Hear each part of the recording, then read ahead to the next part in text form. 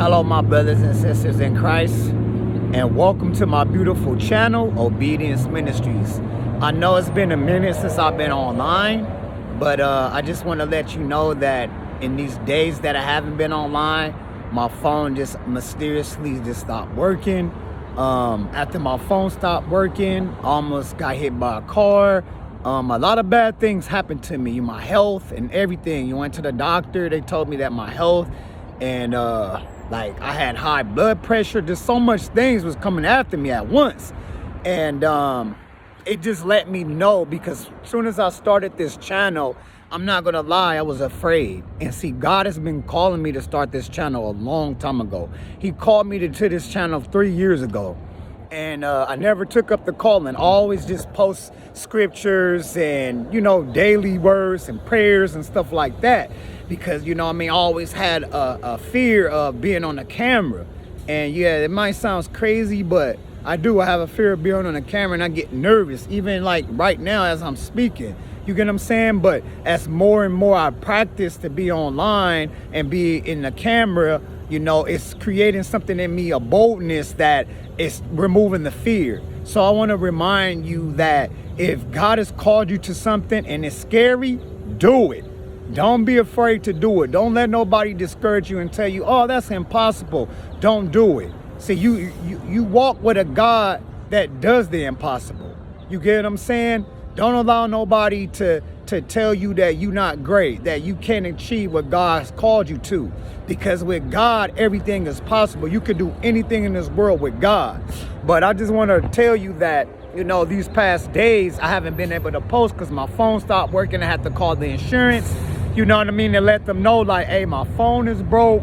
You get what I'm saying? Can you give me a new replacement? So I had to wait in that process. And at that time, I had no phone.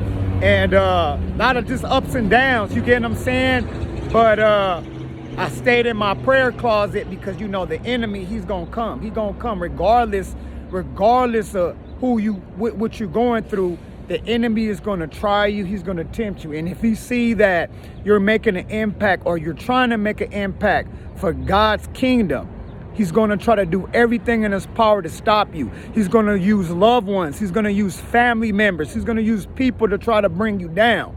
So I don't know who this message is for, but God is saying to keep going. Don't allow the enemy to lie to you. Don't allow the enemy to scare you. Because guess what? Our God is greater. The enemy can't defeat God. See, he may talk and say lies and speak lies on us and have people to hate us, but it's okay, because God has called us to this purpose. If God has chosen you in the season where he has separated you, where he has removed you from family members, where he has removed you from friends, and you have seen people betray you, you have seen people turn their backs on you, I just want to remind you that don't give up. Don't stop going. Keep moving forward, because God has a purpose and plan for your life.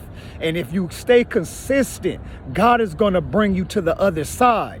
See, that's why a lot of people in life, they always complain about, why I never get far in life.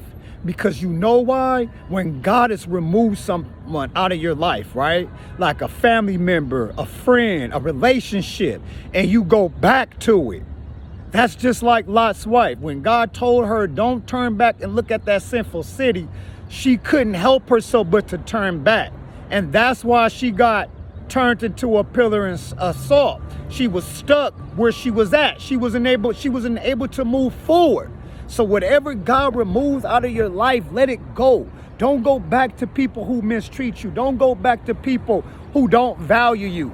Because in the end, God is going to bring you the right people who are going to love you. But it's up to you to stay faithful. Jesus had to go through this. Joseph had to go through this. David. All the prophets before us had to go through these processes where God has separated us from people. So he's able to mold us. That's just like a blacksmith. When they working on a sword, right? And they want that sword sharpened. What they do, they keep casting it in the fire, right? They keep hammering that thing until it comes to perfection. See, God is trying to turn you into precious cutlery. He wants you to be fine knives, so he's able to use you for his kingdom, for his glory. You get what I'm saying? So I don't know who this message will reach or who this might connect with. But God is saying that as you are in the fire being cast, as he's molding you into doing his works, God has said he's going to do something great and big. And if you trust him and keep going and acknowledge him in all your ways and you keep him first, God is going to catapult you to the next level. See, I don't know who this message is for, but God is saying that he has a purpose and a plan. And long as you stay on that journey and that walk and that path, God is going to open up opportunities for you. He's going to open up doors. He's going to show you things that you've never known in your life. I'm telling you, I'm witnessing this right now in my life. I'm seeing doors open. I'm seeing things change all around me because I have separated myself from the old self. You get what I'm saying? I no longer kick it with old friends. I no longer associate because I know my worth. And it took me to be in a lonely place. It took me to be separated from people, to know who I am, to know my worth, know your value.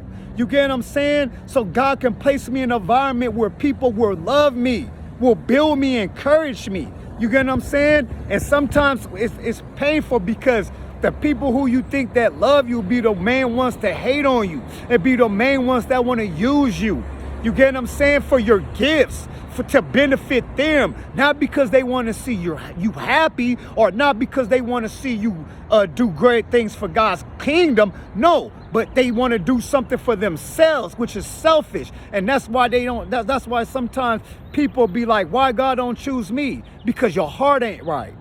You got the wrong attitude. You got the wrong motives. That's why God don't choose you. Because you think in a negative way. Your heart is bad. And that's why David always said, God, look at my heart. Clean my heart, God. Search my heart, God, to see if any way in me that is unholy, ungodly. Search my heart. That's why David prayed to God, asked him every day, search my heart so that my heart may align with your will. You get what I'm saying? So I don't know who this message is for, but God is saying keep going.